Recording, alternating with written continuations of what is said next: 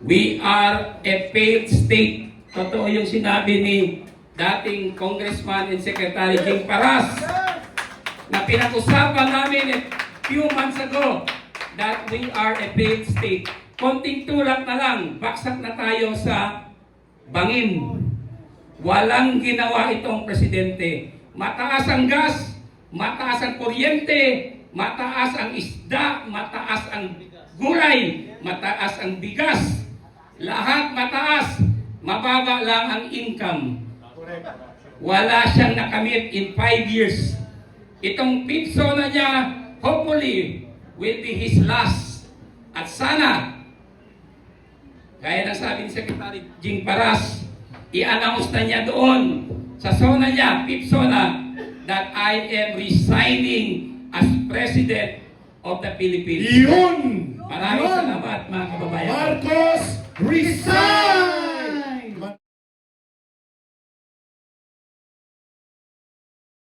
Sa issue ng impeachment na sana ay dininggin ng House of Representatives.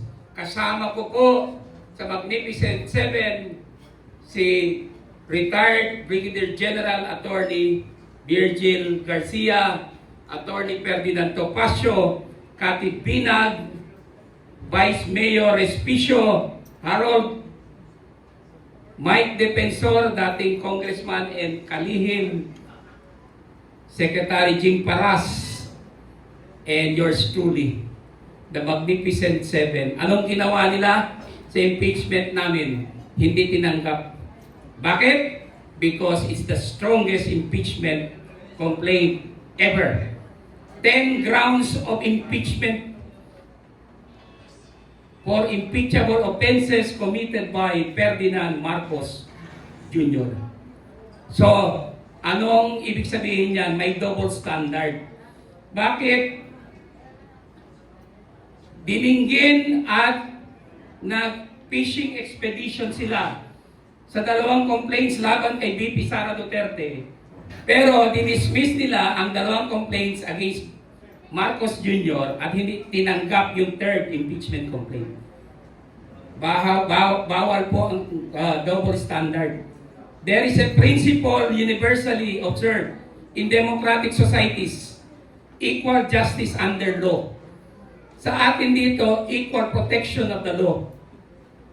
Kung isinasalang nila or nasa impeachment trial ngayon si VP Sara Duterte na pinakamatinong opisyal ng ating bansa na nag-enjoy ng pinakamataas na trust and satisfaction rating. Bakit ang isinasangkot sa maleta delivery scheme na 805 billion pesos at pumirma sa 2023, 2024, and 2025 General Appropriations Act na si President Ferdinand R. Marcos Jr. hindi isinasalang sa impeachment trial? Isa lang ang sagot. Itong mga madayang miyembro ng House of Representatives ay isinalba ang kanilang boss, ang kanilang leader, kahit na alam nila na totoo lahat ng impeachable offenses na aming inihayag sa buong bansa sa aming verified impeachment complaint. Alam po ni General Garcia yan kung gaano katagal namin trinabaho yung verified impeachment complaint. Pero takot sila sa katotohanan. Just like takot sila imbestigahan ang flood control na 1.5 trillion pesos umabot, yung scam na yan, at yung estimated 805 mali-malitang kickbacks. Takot din sila dinggin ang impeachment laban kay Ferdinand Marcos Jr. Takot sa katotohanan ang mga ito. Kaya ang aking panawagan sa inyo, let us unite, call for the resignation of Marcos Jr. Pwede ba? Salamat. We are facing stagflation. ang ating mga kaibigan na businessmen dito and economics experts, alam nila kung anong meaning ng stagflation. Ito yung sitwasyon wherein walang economic growth, there is persistent inflation or high inflation, and there is unemployment. Ito ang dinaranas plus additional burdens ang ating mga mamamayan. We are in a crisis of unimaginable proportions. We are a failed state. Totoo yung sinabi ni dating Congressman and Secretary Jing Paras na pinag-usapan namin a few months ago that we are a failed state. Konting tulak na lang, baksak na tayo sa bangin.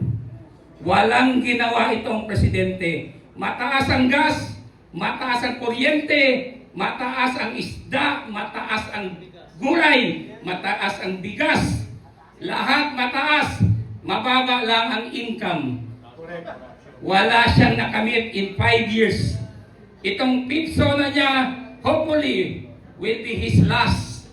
At sana, gaya ng sabi ni Secretary Jing Paras, i-announce na niya doon sa zona niya, pipsona, that I am resigning as President of the Philippines. Yun! Maraming salamat mga kababayan. Marcos, resign! Maraming salamat, Attorney Manny Luna. Ituloy lang natin, Sir Eric, yung sinabi ni Atty. Manny Luna na mataas. Mataas ang gastos, mataas ang tax, mataas ang utang, at mataas ang korupsyon! Yan. Ito ang unang tatak ng pagiging Marcos. Mataas ang income ng mga drug lord. Yes! Oo. Mataas ang loob at malakas ng mga kriminal. At smuggler! Yung mga smuggler. Kahit sabihin pa ng Philippine National Police at mismo ng Malacanang na maganda ang sitwasyon ng ating bansa pagdating sa krimen, araw-araw, hold-upan dito, saksakan doon, bintahan ng shabu. At lahat ng ito ay nanumbalik dahil nawala ang pagkatakot sa isang gobyerno na kayang magpatupad ng batas. At kung kinakailangan ng disiplinang kamay na bakal ayon sa batas, yun ang nawala. Kaya walang pwedeng mag-contest dito, Brother Oliver. Yes! At ang isa, siguro, ayan, mag-distansya si Brother Yeah. Oliver.